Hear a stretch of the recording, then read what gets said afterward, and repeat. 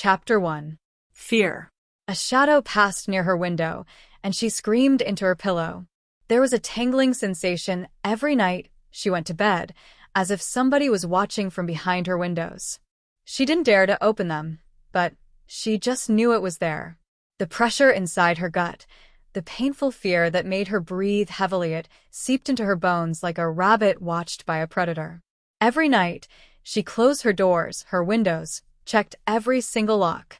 The girls living with her on campus thought she was crazy, but she didn't care. She watched the dark line of the forest near their university and wondered what darkness lurked down there. Nobody seemed to care, but Shaw felt it. When one of the girls disappeared, she knew it was real. She told everyone, but they just laughed at her. This evening, she watched the moon through the window.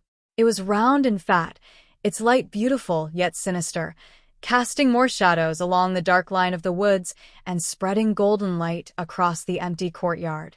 The moon was there, its light guarding her sanity. She felt better seeing the perimeter, spending long hours watching into the night, a silent and unknown sentinel. Every time the moon went under the clouds, she trembled a bit, feeling giddy as she was immersed in complete darkness. Her roommate went home for vacation, and she regretted not doing the same. Maybe tomorrow she would pack her things and leave. No summer campus celebrations were worth this distress. Perhaps she was going mad because she wasn't used to living alone in this large, empty room. She watched the white linens glowing in the darkness and smiled. "I am a fool. I have to sleep," she told herself and trod on the cold, bare floor with her barely warm slippers. The sheets were cold, and she trembled a bit, feeling giddy beneath their embrace. Chapter 2. Lurking Shadows. As the morning light seeped through her window, a soft pink hue painted the horizon, casting an ethereal glow upon the clouds. The golden rays of the sun bathed the room, caressing the wooden floorboards with a warm, orangey light. Shaw's eyes fluttered open, adjusting to the gentle light. A faint breeze wafted through the slightly opened window, carrying with it the crisp scent of the forest. It kissed her skin, sending a shiver down her spine as she pulled the covers up to her nose, reluctant to part with their comforting warmth. Outside, the wind whispered through the swaying branches, creating a gentle rustling that echoed the untamed spirit of the surrounding woods. Shaw listened intently as the whistling sound gave her shivers, conjuring images of sinister voices calling her from the dense shadows of the trees. The courtyard below lay silent. The few students remaining for the summer had not yet awoken. Shaw felt a sense of unease watching the old curtain billow in the wind. She was sure she had closed her window before going to bed. The warmth of the covers clung to her as she swung her legs over the edge of the bed, embracing the chill that awaited her. With cautious steps, Shaw tiptoed to close the window, the frigid floor sending a shock of coldness through her bare feet. She leaped over the icy surface, the chill sapping the warmth from the soles of her feet. As she closed the old wooden panel, its rusty hinges emitted an unpleasant screech that grated against her nerves.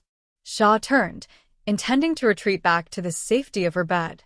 But then, something caught her attention, freezing her in place. Her mind raced, trying to process the image she had just witnessed. Slowly, she returned to the window, her eyes widening in disbelief as they fixated on the long claw marks etched onto the window ledge outside.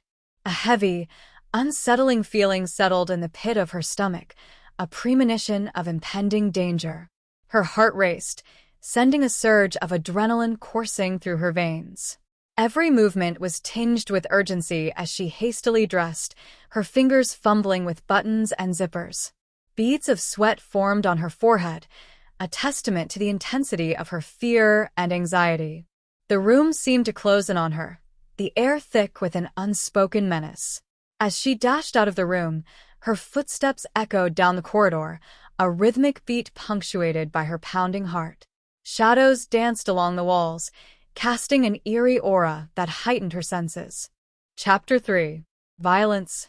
Every step Shaw took through the deserted corridors sent shivers down her spine. She could feel the weight of an unseen presence bearing down on her, lurking in the shadows. The air grew heavy with anticipation, and she held her breath, listening intently to the eerie silence that enveloped the empty campus building. As she rounded a corner, a creaking sound echoed through the hallway, making her heart leap in her chest. The hairs on the back of her hand stood on end, a primal instinct warning her of imminent danger.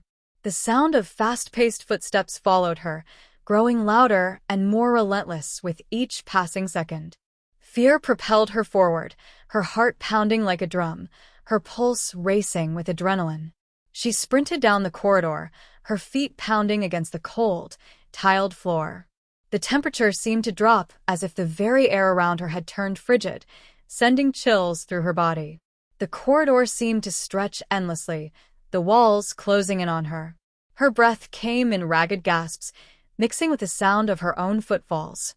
Every shadow seemed to morph into a lurking threat, dancing at the edge of her vision. In her mind, a torrent of thoughts swirled like a tempest. What was chasing her? Who were these malevolent beings? The suspense of the unknown gnawed at her, fueling her determination to escape. As she reached the top of the staircase, she collided with another figure, sending them both sprawling to the ground. Shaw's heart skipped a beat until she recognized the familiar face of Nina, the school bully. A mix of relief and apprehension washed over her, grateful that it was only Nina, but wary of her presence. Nina smirked, her strident makeup accentuating her menacing expression. Her short uniform skirt revealed strong, muscular legs that seemed out of place in the school environment. Shaw's gaze flickered to the two girls following Nina down the stairs, their eyes filled with a sinister glint. "What's your business, Nina?" Shaw's voice wavered, a mixture of caution and defiance. "Why are you following me? I'm not looking for any trouble." Nina's surprise at Shaw's composed demeanor quickly turned into a cruel smile. One of the girls behind her, a small redhead named Dina, sneered and revealed her missing tooth, a consequence of an alleged incident involving Shaw. "You're the one who left soap in the shower, causing me to fall and break my tooth," Dina hissed vengefully. "Now, we're going to make you pay." Shaw's eyes widened in disbelief. "I don't use solid soap, just herbal liquid soap I prepare myself," she retorted, her voice tinged with desperation. "Liar." Dina spat, her face contorted with anger. "The girls from your class told us you did it."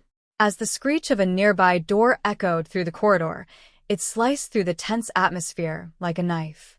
In that split second, Teacher Sana rounded the corner, her commanding presence towering above Nina and the rest of the girls. Her gaze swept across the group with an intensity that sent shivers down their spines, a potent mix of sternness and scrutiny that left no room for defiance. "Enough!" Teacher Sana's voice rang out, her authoritative tone cutting through the air. "You all need to compose yourselves. The annual presentation ball is in 2 days, and you need to look presentable."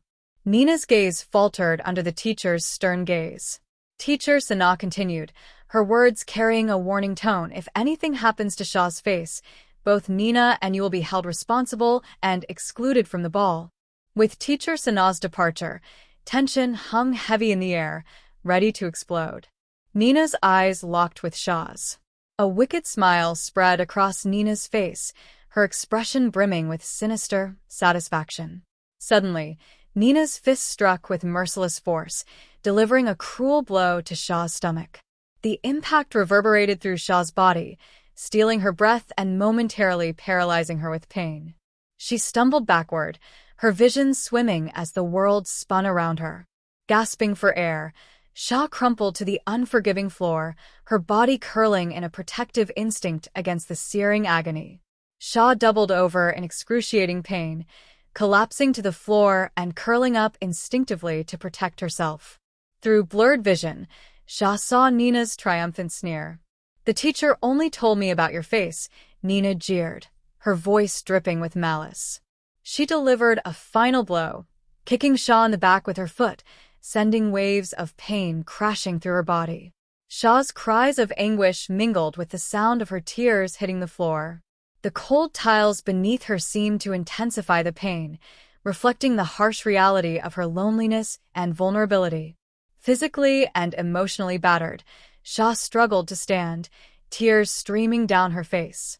She longed for the comfort of a friend, someone to shield her from the cruelty that surrounded her. The heavy feeling in her gut reminded her of her isolation, the weight of despair threatening to consume her. Chapter 4. The Book. Shaw lay on the cool marble floor, finding solace in the scent of the old stone, dust, and humidity that provided comfort on this summer day. Her bruises had started to improve, and the tingling sensation had subsided. She attempted to roll onto her side and stand up, but a sharp pain shot through her ribs. I wonder if that damn bully girl broke a rib or something. I hope not, thought Shaw, letting out a sigh. She strained her ears, but there were no footsteps to be heard, no one to help her stand up or call a nurse. Echoes of students bustling on the first floor reverberated through the staircases, making Shaw hesitant to call out for assistance. She couldn't be certain if someone would genuinely offer help or take advantage of her vulnerable state. The girls at the Thorny Rose School were truly thorny roses themselves. The competition was intense among the aspiring rich merchant daughters who sought to marry a lord and be chosen at the annual presentation ball, which was only 2 days away. Remaining at the school instead of going home to prepare turned the campus into a perilous ground. Girls would harm their potential competition in their desperate struggle to be perceived as the most perfect and beautiful, all in the hopes of being chosen. It was an absurd situation, but the consequences of not being chosen were equally troublesome.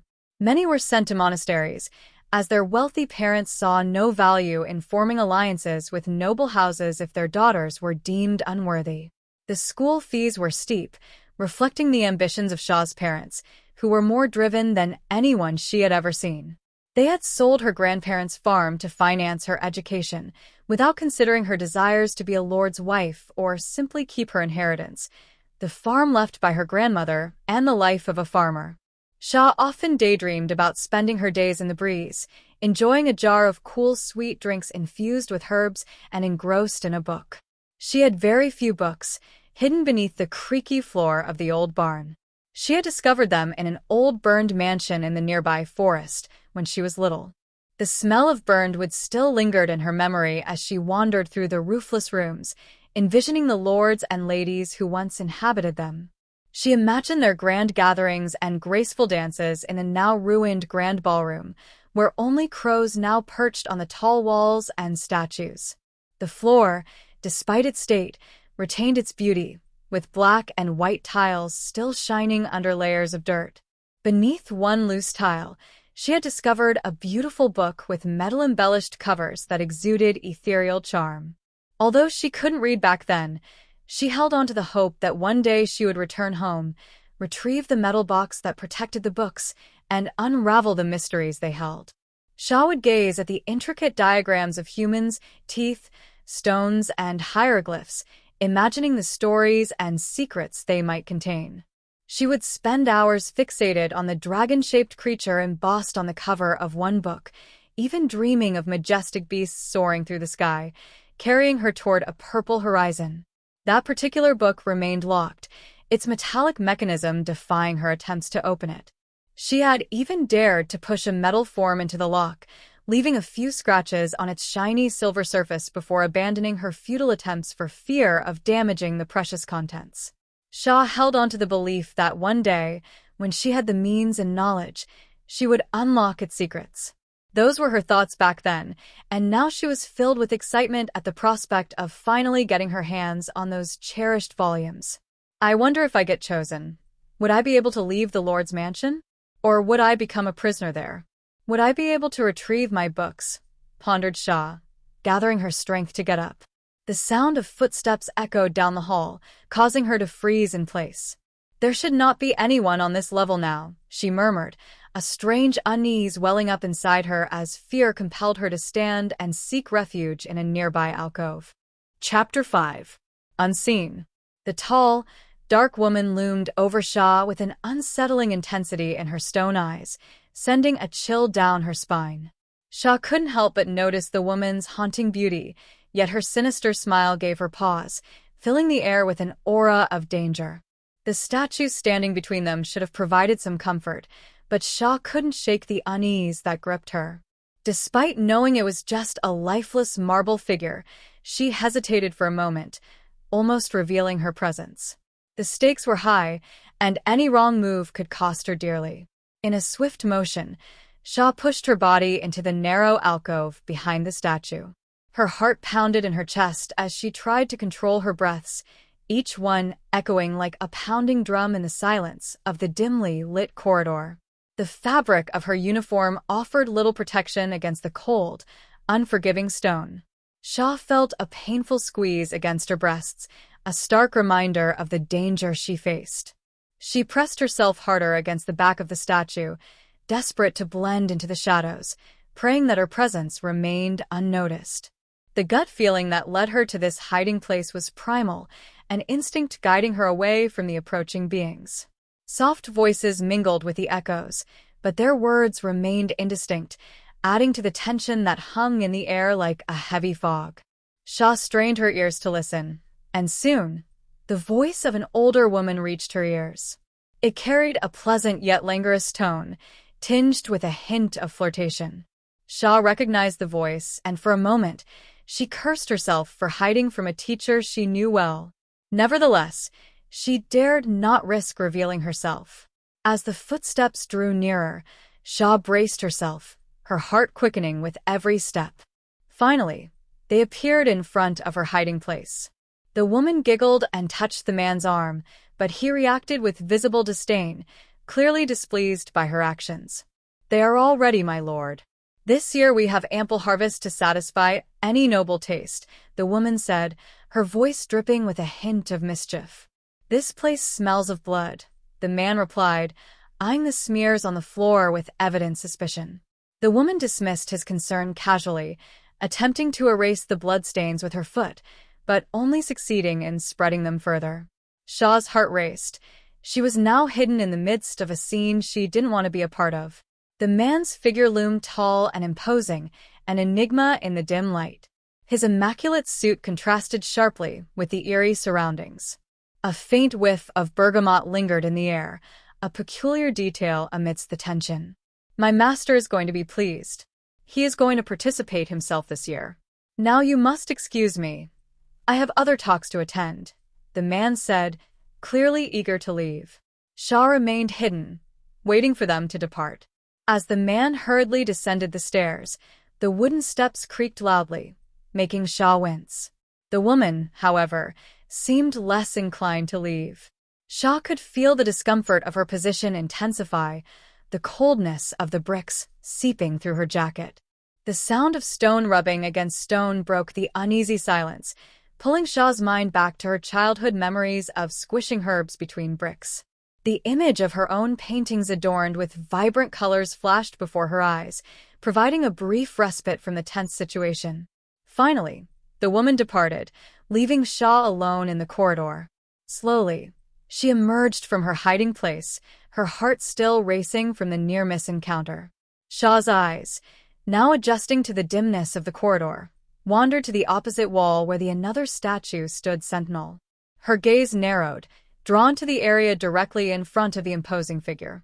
There, in the soft illumination, she discerned a trail of faint scratches etched into the polished floor.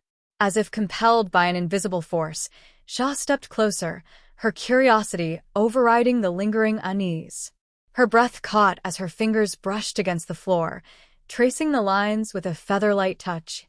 The grooves were subtle, like whispers in stone, yet beneath her palm, they pulsed with hidden significance.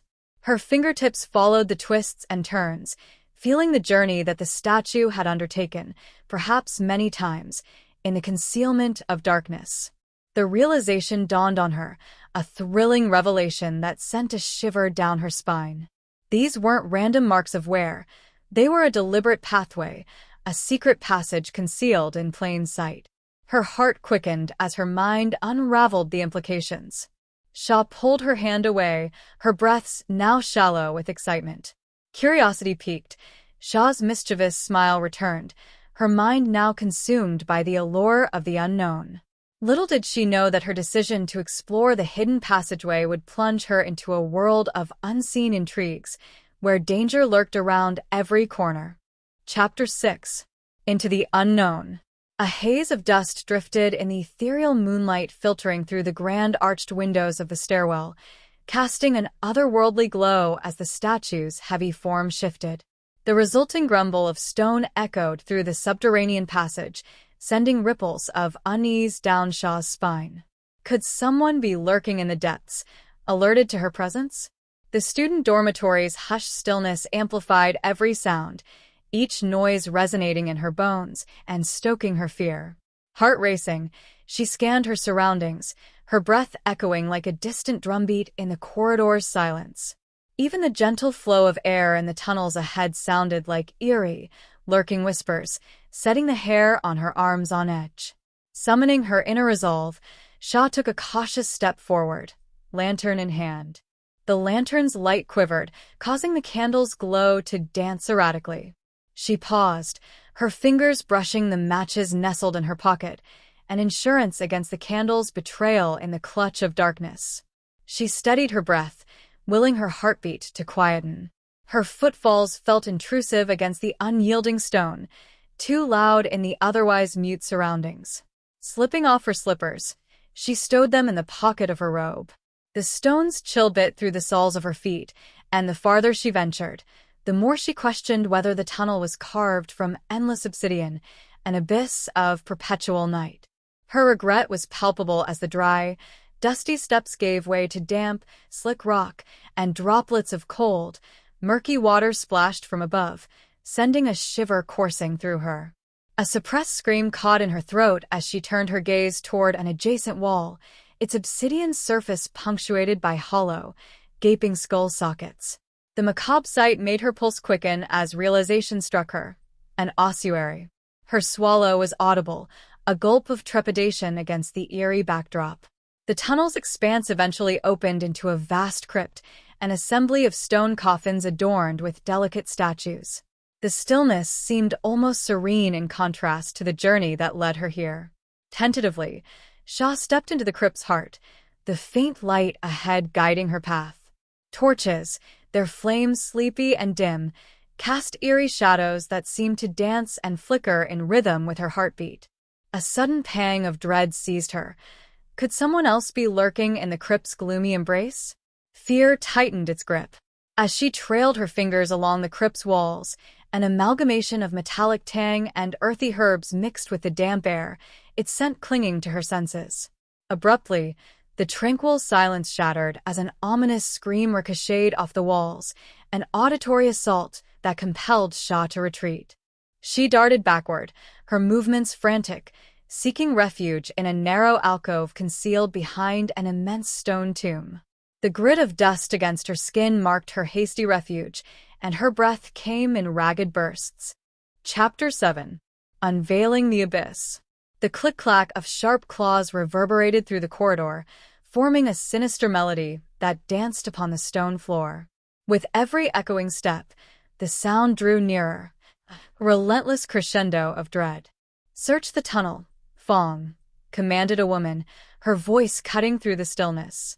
The release of large metallic chains onto the ground joined the chorus, their scrape against the stone's surface harmonizing with the frenzied rhythm of claws striking the ground. The unsettling symphony grew in intensity, each successive beat bringing them closer. Shaw instinctively curled into herself, pulling her knees toward her chest, an attempt to make herself inconspicuous. Pressing her curved, bony spine firmly against the ruggedly carved stone behind her, she felt the cold imprints of the carved embellishments etched into her flesh. A gargoyle's stony muzzle pressed harshly against her bones, a haunting reminder of the world she found herself trapped within. A strangled gasp hung in the air, teetering on the edge of her lips as a ragged dog emerged from the shadows. Its neon-red eyes gleamed with an otherworldly fervor, locking onto her. Breath lodged in her throat, and her imagination conjured visions of those drooling jaws, clamping down upon her delicate hand. Suddenly, the dog lunged, and a mangled scream of agony and terror sliced through the air. The spray of blood decorated the stone floor like an unholy masterpiece, and the acrid taste of metal filled Shaw's mouth.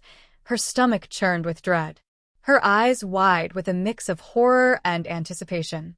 From the mouth of the tunnel, a tall woman with fiery red hair emerged, her presence casting a sinister shadow in the light of the blazing torches. In her hand, a cruel metallic chain swung with a malevolent grace. The atmosphere hummed with an electric tension, the very air crackling with a foreboding energy. A sickening sound of flesh tearing reached her ears, mingling with the dog's wails of torment as it relinquished its grip on a fat rat, crimson staining its dirty fur. "You are worthless." The woman's enraged scream sliced through the turmoil, carrying with it a venomous condemnation. With a vicious pull, she dragged the dog's quivering carcass. Shaw exhaled a quivering breath, her body trembling in the aftermath of the scene. Just as the woman pivoted, disappearing around a corner, Shaw's hand pressed flat against the wall as she tried to stand up on her trembling feet. A gust of air swept through the opening gap, causing her dirt-streaked dress to ripple in response. In the blink of an eye, the unyielding surface beneath her palm morphed, turned unstable, and Shaw's world tilted violently. The wall pivoted, and she tumbled with a resonant thud. Her head and ribs collided with a cold, rough, unyielding surface, and darkness enveloped her. Chapter 8. Change. Shaw opened her eyes, and darkness embraced her. Panic tightened its grip on her heart and gut, her throat constricted by the thick, humid air. She drew in a gulp of air, tasting its rancid flavor on her tongue. Cold sweat formed beads on her brow as she patted the bare stone around her. A dull ache reverberated through her ribs, and her back felt raw, as if she had been struck by a bat or a broom. She gasped, on the verge of screaming, but then abruptly stopped, her mouth hanging open foolishly like a fish, suppressing the shameful noise echoing within her gut. To scream now was foolish. Escaping from the dreadful woman only to be devoured by her wretched dog was not the destiny she sought. "No, I will survive," Shaw thought resolutely, and commenced patting the surrounding wall, her fingers searching for a latch, a crevice, anything to push against the unyielding stone.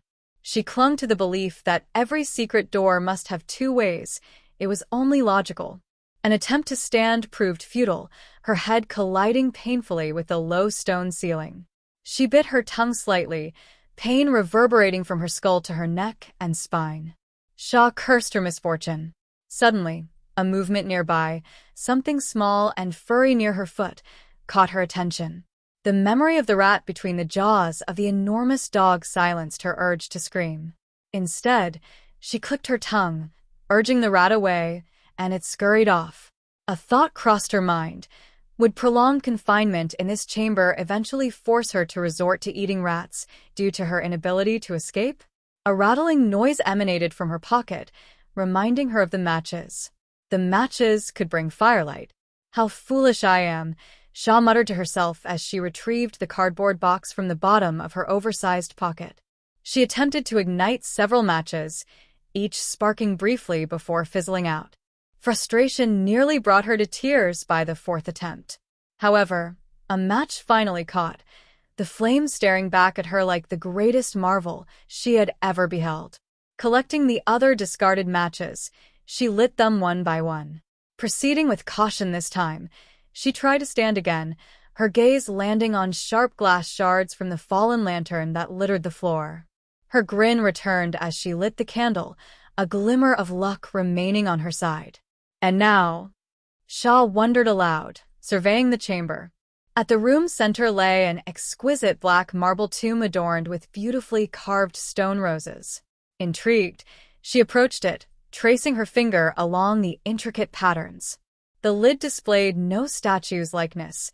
Instead, thorny vines and roses crept around the ebony surface. A layer of dust coated the once golden engravings, prompting Shaw to blow upon them, only to regret it instantly as a cloud of dust engulfed her eyes, filling the chamber and her mouth. The thickness of it on her tongue compelled her to wipe it against the sleeve of her bathrobe. "Here sleeps darkness. May it rest in peace, so we could live in peace." Shaw recited the inscription aloud.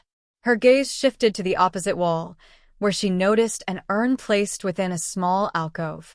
"I don't have much time," The air in this chamber will deplete soon, and I'm just idling, Shaw realized. She redirected her focus toward the task of locating a means to open the secret door from which she had fallen. She ran her fingers over every patch of stone, each engraving, growing more desperate and panicked with each fruitless attempt. She then turned her attention to the nearest walls, scanning for a crevice or handle. Could it be that this chamber had only one entrance and exit? The logic of a tomb designed for the departed to remain undisturbed gnawed at her. An endeavor to push open the tomb's lid yielded no success. The stone was too heavy. She managed to crack it slightly, sweat droplets falling onto the dusty, polished marble. The air grew denser, the candle shorter. In a moment of despair, Shaw screamed, the sound raw, her nails broken. Seizing the beautiful urn, she hurled it against the wall, releasing more dust and shards to scatter across the floor. Amid the thick gray dust lay a vial, glimmering ominously in the dim light. She approached it, her fingers tracing its contours. The same style of writing as on the urn caught her eye, embossed in fading golden letters. Use only if death is the only path ahead. She gulped at the portentous message. Could this be poison? Shaw wondered. Damn it all. It is better to die of poison than starve or suffocate in a closed tomb, she shouted, her frustration culminating as she ingested the enigmatic liquid. To her surprise, nothing occurred. Shaw sighed deeply.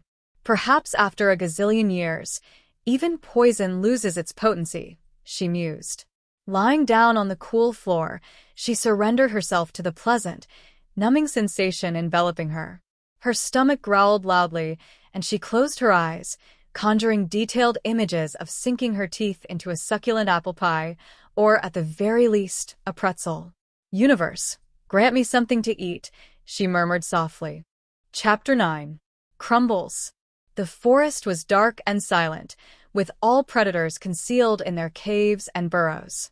Only one owl watched with wide eyes, trailing a cloak of death that draped elegantly behind it as it entered the well-lit mansion nestled in the center of the clearing. The mansion exuded an air of old glamour, adorned with luxurious finishes and lush carpets. Yet, for those who observed more keenly, the signs of its slow decay were evident. The once proud and opulent building crumbled, much like the status of its inhabitants, who desperately clung to their elevated positions with new rugs laid over old, worn floors. The shadows here held secrets painted in shades of deep ebony and subtle midnight blues. Moonlight, a pale specter, cast its ethereal glow upon the ancient stones, revealing only fragments of the architectural grandeur that had long succumbed to the ravages of time. The air was thick with the intoxicating fragrance of aged roses, their blooms hiding beneath a canopy of obsidian leaves. A tall, elderly man, his temples graced with streaks of gray, leaned in to share his thoughts with a younger version of himself. A ball presents a remarkable opportunity to forge connections, he murmured. Yes, father, the young man responded, his tone nervous as his gaze scanned the crowd. If only Count Ambrosio would grace our evening. Yes, it was a smart move to invite him. He is the best friend and confidant of our Lord. Gaining his friendship would be a tremendous step forward. Otherwise, all this would be in vain, and you might find yourself compelled to seek a wealthy wife to secure your meager future. I am well aware, father. Nonetheless, I have also appointed myself to the ball at the Thorny Rose Academy. There are plenty of sheep. Some wealthy merchants pose as givers. The older man grimaced, his fangs bared. To marry a merchant's daughter would be a disgrace. The house is in ruin, and you still cling to notions of nobility, retorted the younger man, turning away and walking toward the dimly lit garden. Chapter 10. Corruption. The mold was relentlessly attacking the old castle, its fingers tracing a path along the weathered, darkened stone. Count Ambrosio had an aversion to this false grandeur, an aroma that reeked of death and corruption. Nevertheless, here he stood, navigating the turmoil of the castle, where greedy eyes tracked his every move. The air hung heavy with a cacophony of incense, smoke, and perfume, clinging to the opulent bodies of the guests who were adorned in too much scent and too little clothing. Swollen bosoms strained against tightly laced corsets, their vain attempts at allure falling upon a man who had sated his desires ages ago. His sole interest lay in his service to their lord, nothing more and nothing less. He whispered this mantra to himself as the young Duchess of Nom vied desperately for his attention. "Count Ambrosio, what a pleasure to meet you here this evening," she purred, her gloved hand thrust toward him impatiently, longing for his lips to grace it. He accepted it with gentle reverence, treating her hand as though it were the most precious object he had ever touched. A delicate kiss was planted upon her flesh, his fangs grazing lightly against the exposed skin of her knuckle, eliciting a shiver from her. He felt her tremor reverberate through his arm and couldn't help but smile under his breath. The rich widow would make for a valuable ally. Many wondered how her late husband had met his demise only a few months after their wedding, but few cared enough to investigate. The woman held powerful connections and showered substantial gifts upon the most influential figures at court, ensuring that any past transgressions were conveniently forgotten. She appeared like a porcelain doll with her flawless skin, long blonde tresses, and the allure of a seductress and courtesan. Her gaze lingered on him, and their conversation became tiresome, yet before long, she was easily distracted by a swarm of adoring admirers. Ambrosio slid away, the scent of death lingering beneath her overpowering perfume, causing him to shiver in disgust as he pondered the dark hobbies of the Duchess of Nom. Hello, my dear friend," rasped an aged voice behind him, causing Ambrosio to turn. It was the host of the house. "Good, it seemed business was afoot after all." "I was looking for you," Ambrosio replied, attempting to wear a less menacing expression. He was well aware of the imposing nature of his stature, and he tried to appear friendly and diplomatic. Every word he uttered, every move he made, not only represented himself, but also their lord. Everyone knew he was an extension of the lord's interests, a faithful shadow. "Could we find a more private spot? I fear our words might be lost in the tumult of chatter and music, Squire Alfonso." To be honest, the music wasn't particularly loud, and the revelry was only moderately spirited. But the matters he wished to discuss were not to be shared in the open like this. Ambrosio cared little if word spread. It would inevitably leak out. Those who wished to keep secrets had no choice but to do so personally or eliminate anyone who learned of them by any other means. In this world, it was impossible to hide anything from anyone. However, in this case, the conversation leaned toward privacy due to its sensitive nature. The alcove was dimly lit, but Ambrosio was content to sit. He felt uncomfortable hunching over the old man, as he towered well over 6 feet in height and disliked appearing bent during conversations. "I wish to purchase this house." Chapter 11. Darkness. There are places in this world where darkness is bliss and light is horror, Shaw contemplated as she walked upon a path filled with terrors, almost convinced she had crossed into the gates of the underworld. "I wasn't exactly a saint, you know. I mean, I never bothered with those pesky temple chores," Shaw grumbled to herself, her thoughts tinged with a hint of comedy.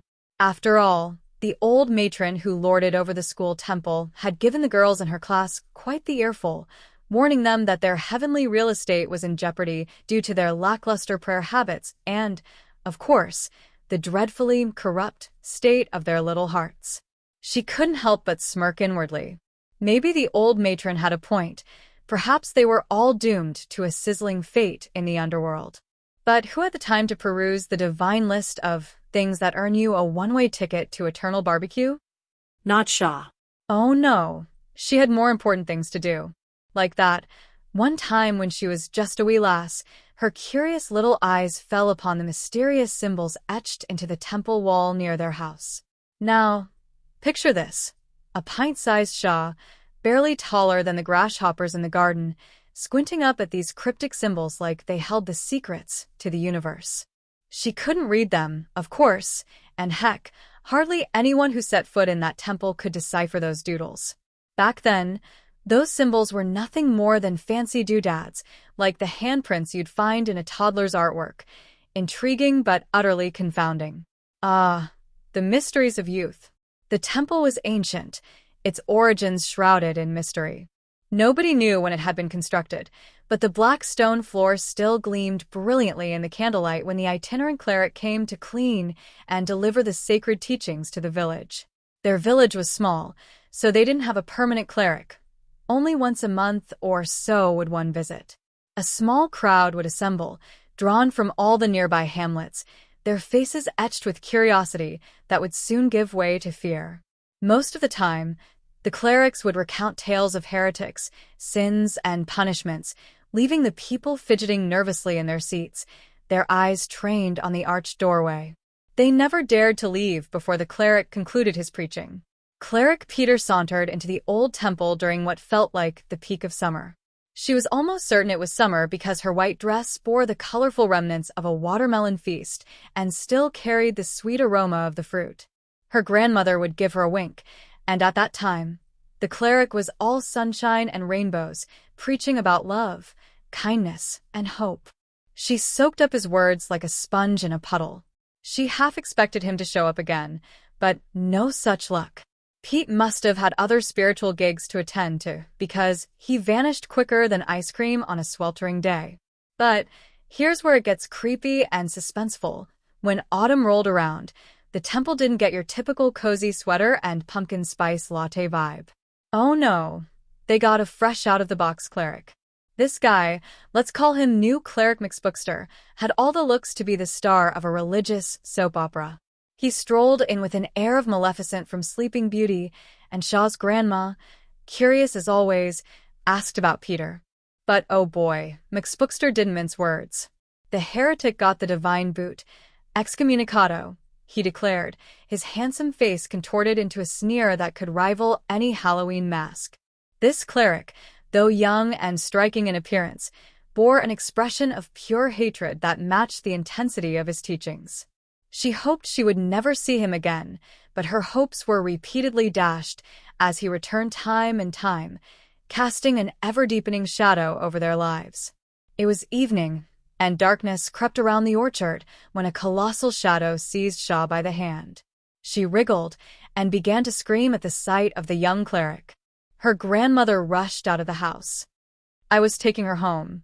No young lady should be wandering in the fields at this hour, the cleric proclaimed as her grandmother laid eyes on them.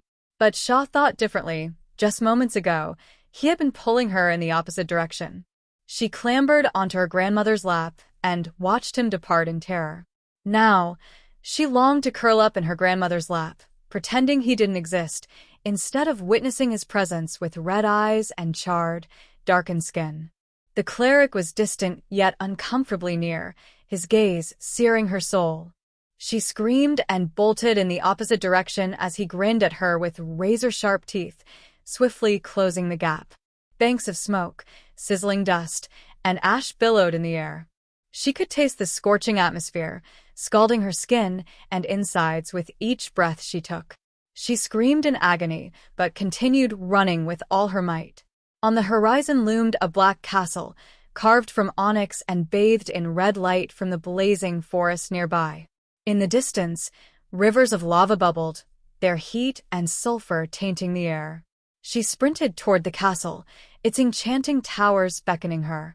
In the distance, a small figure grew larger, and she wished to halt but dared not. The cleric's sinister laughter drew nearer with every passing second. There, by the castle gate, stood a captivating yet eerie man, his silver hair framing a porcelain face. His crimson lips curled into a sensual smile, both inviting and perilous. She halted a few steps away from him, and a scent of burning incense wafted through the air, a stark contrast to the foul odors that enveloped the surroundings. In an instant, strong hands seized her from behind, and she tumbled face first into the gray ash on the barren path. Her mouth tasted bitterness, and she yearned to scrape it from her tongue. Her skin screamed at the cleric's searing touch as they rolled together in the dust. He yanked her by the hair, but she twisted and rolled, her nails digging into his arm. He gripped her by the neck and shook her violently, her head thudding against the cushion of dust. She clawed at his eyes and screamed, hot lava scalding her fingers, sizzling her flesh. At that moment, the stranger grasped the cleric by the collar and tore the monster's head from its shoulders. She shrieked in terror and observed her mangled hands. The silver-haired man knelt beside her, his arm resting reassuringly on her shoulder. "Shhhh, he can't harm you. This is your world, your mind. You are the ruler here." "My mind?" she asked, staring at him incredulously. "Yes, your mind," the stranger replied, smiling at her. "How are you in my mind, then? Who are you?" she inquired, examining her now normal fingers. "You and I are one, flesh and bone. You chose me," the stranger explained, smiling, and, much to her surprise, kissed her. His lips were like velvety butterflies gliding across her skin. A multitude of sensations and emotions surged through her, creating a vivid sensory experience. His lips, slightly warmer than her own, made contact, sending a tingling heat that spread from her mouth to the rest of her body. It's as if a feverish warmth coursed through her veins, a sign of the intense passion shared in that moment.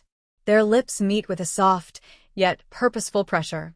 It's a dance of desire, a rhythmic give and take, as if their mouths engaged in an intimate conversation. Each movement is a silent declaration of their longing for each other. Her senses awaken. She tasted the unique blend of flavors on his lips, a mix of his taste, and perhaps a lingering trace of metal. The scent of his skin, a subtle fusion of his cologne and natural musk, filled her nostrils, creating an intoxicating bouquet that was uniquely his. As their lips met, she could hear the soft, almost imperceptible sounds of their breaths mingling. Their heartbeats synchronize, creating a rhythm that underscores the burgeoning connection between them. An electric current of emotions surged through her. There was excitement and a delightful sense of anticipation that sent butterflies dancing in her stomach. There's a profound yearning, a hunger for more of his affection. Her heart raced, and she was enveloped in a warm, fuzzy sensation that seemed to radiate from her chest. In this kiss, time seems to stand still. Seconds stretch into infinity as they become lost in each other's lips. It's a moment that transcends the ordinary, a shared breath that feels like an eternity. Above all, she felt an intense connection. Not just a kiss, a merging of souls. A promise of something deeper, a profound understanding that defies words. A strange declaration of love and longing, an unspoken commitment to explore the depths of their desires together. Chapter 12. The Tomb. A cool breeze brushed along her bare skin, and she whimpered. With wide eyes, she studied the ceiling above, gulping in precious lungfuls of air. Dust bunnies floated in the air, and she was surprised to see the stone walls slightly cracked, allowing the warm torchlight to disperse the darkness around her. So beautiful, she thought to herself. Even the cold stone slab felt comforting against her feverish skin. She was certainly running a temperature, and delirium had set in. "I am going mad," Shaw whispered, digging her nails into her palms to push her leaden body from the cold floor. How strange that the door opened on its own accord, or perhaps it decided to yield at the last moment. She was lucky after all. She crept out of the tomb, and there were no sounds of approaching footsteps or growls from any lurking beasts. She glanced at the blood splatters on the floor where the dog had devoured the fat rat and shivered. A chunk of its tail crunched under her shoe, and she almost screamed. "You are such a damsel in distress, Shaw," she thought of herself as she walked cautiously toward the exit, avoiding any further exploration of the tunnel. "No, let's end this madness for today. We've consumed all the courage we had stored in our big girl pants." The bed felt divine. She didn't even shower or glance in the mirror. She simply collapsed into her bed and tried to sleep. One single thought gnawed at her brain, inside out. Who was the man in her dream? A demon or a fairy prince? Maybe just a figment of her imagination. Chapter 13. The Fight.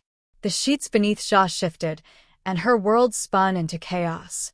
Suddenly, gravity seized her, and she crashed onto the frigid wood floor, her buttocks absorbing the initial impact, soon followed by the back of her head, promising a painful bump.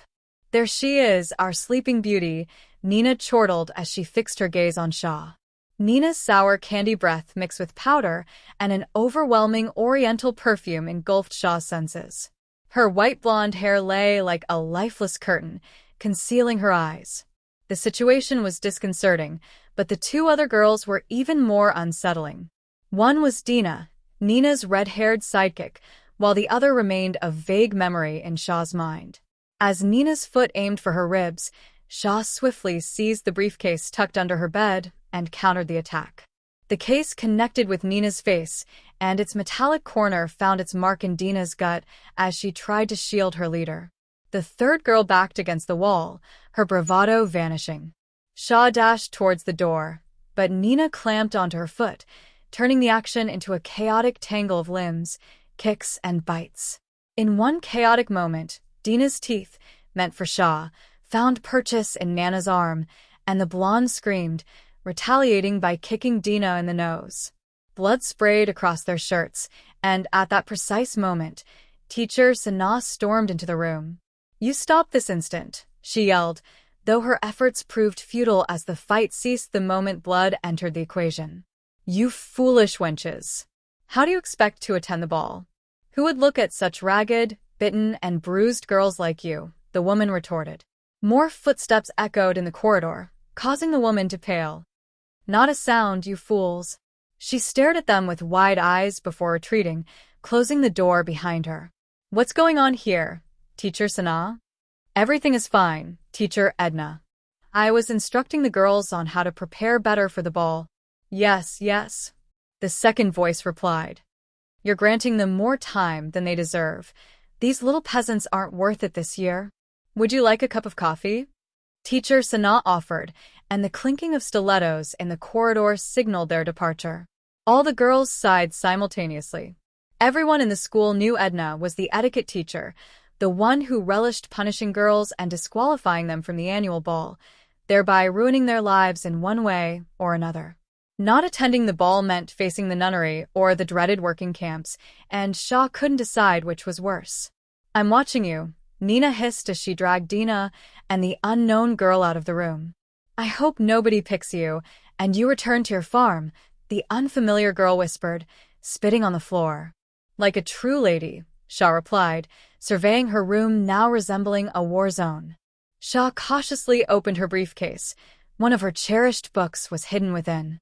She wondered if her kung fu stunt with the briefcase had damaged the book. Fortunately, it remained unscathed. No bent corners or ruffled cover. Inevitably, she contemplated her secret-bound book hidden back at the farm. "One day, I'll get my hands on it," Shaw mused, wondering if these books held the key to unraveling the mysteries of the past and the mansion's former owner to which they were. In the whimsical hours leading up to the dreaded yet exciting grand ball, Shaw sprawled on the floor, savoring the cool, reassuring touch of the stone beneath her. She couldn't help but chuckle at her newfound habit of lounging on the floor. But before she could dive deeper into her thoughts, a knock at her door startled her.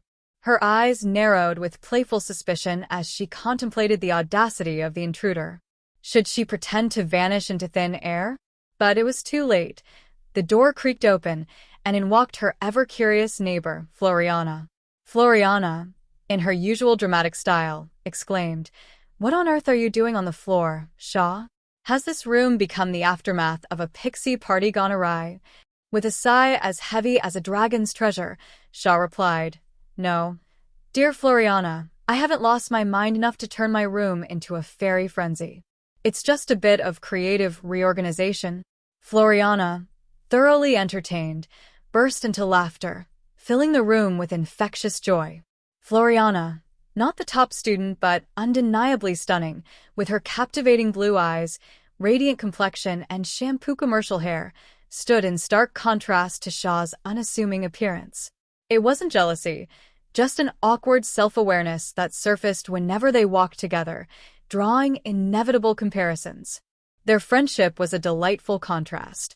Shaw, with her unassuming charm, seemed an unlikely companion for the resplendent Floriana. Yet, their bond remained unbreakable, and Shaw's quirks only seemed to strengthen it. Floriana teased, Shall we rescue you from this frigid floor? Your magnificent gown awaits, a masterpiece crafted with love by your dear mother. Shaw, still engrossed in her thoughts about the mysteries beneath her bed, didn't respond. Floriana persisted. Come on, my reluctant muse. We can't have you ending up in some labor camp or dreary monastery. And those unsightly bruises must be hidden. The elders won't appreciate your avant-garde artistry. The mere thought of labor camps and monasteries sent shivers down Shaw's spine. She relented with a grin. Very well, I shall be your canvas once again. Paint away, my dear artist. Floriana retrieved the gown, and Shaw's eyes widened in awe. The dress, a cascade of deep, enchanting blue silk, shimmered with an otherworldly glow. It embraced her like a long-lost friend, accentuating her features and enhancing her presence. Shaw traced the lovingly written note from her mother, her heart swelling with warmth. May this gown envelop you in regal splendor. Love, mother, she recited, her voice tinged